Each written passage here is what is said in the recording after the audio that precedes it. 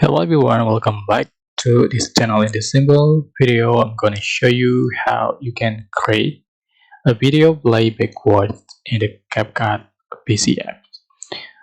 So actually it's very simple. You're just going to add your video to the track, and you can see I added the video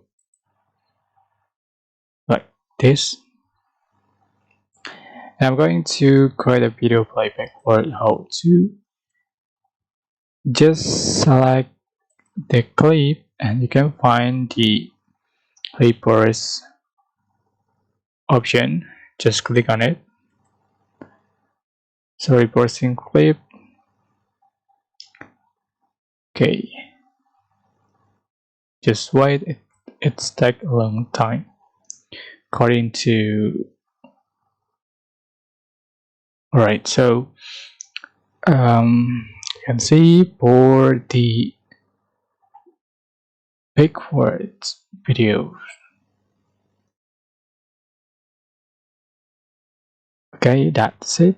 I hope this simple tutorial was helpful for you. Don't forget to like, comment, share, and also subscribe to this channel. Thank you so much for watching.